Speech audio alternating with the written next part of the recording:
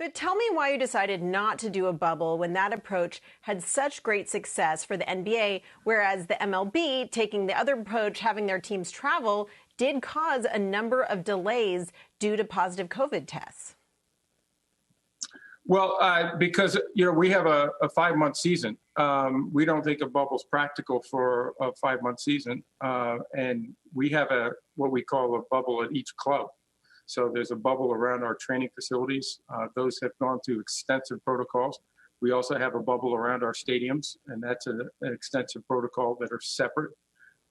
And so it was for a 5-month period, you need to be able to have that kind of environment. The other thing that we're doing, which is different than any other league, is we're testing much more frequently and also more rapidly. So we get the results back quickly within 24 hours, and we're able to identify anybody who may be showing symptoms of that or early stages and be able to isolate those individuals and then be able to control that. And knock on wood, that has been our experience so far.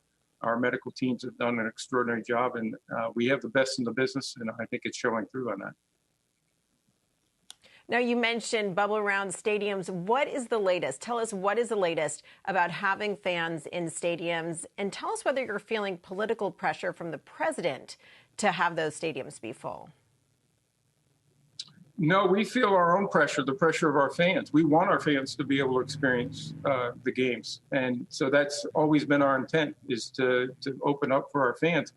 But public health and safety is number one for us. So if local officials are not comfortable from a medical standpoint, we're obviously going to heed that, and we're going to obey that, and we're going to do the appropriate thing.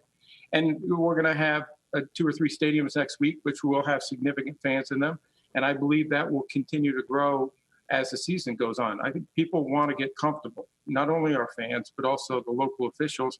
And we support that. We want to take a cautious approach, a responsible approach, and make sure we're doing this in the right way for our fans, but also to make sure we're doing it for our communities and make sure we're doing it in a way that we'll all be proud. It seems like those teams which do have fans or will have fans in the stands will have a huge competitive advantage. So what will you do for the ones that can't because of the local rules? Are you going to be piping in noise, doing some of the virtual fan things that we've seen other leagues do?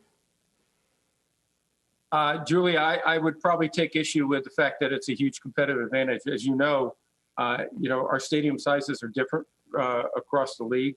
The attendance is different on a normal season. We do not see, and our clubs do not see, a competitive advantage at all about whether fans are in one stadium or another. We obviously are going to try to make sure that the experience in the stadium, as well as through our television partners, reflects the same kind of enthusiasm. And the fans are a big part of our game. And so the crowd noise and when it happens. And interesting, we've been curating crowd noise for the last 4 years through our NFL films. And they really have I think, what is a unique way with our broadcast partners of making sure it's not artificial, it's really authentic. And obviously the fans aren't in the stadium, but it's really their noise. It's really their sound and their enthusiasm. And I think the way we're mixing this, we've learned from a lot of experience from other leagues and from other opportunities. And I think this is going to be a great experience for our fans also.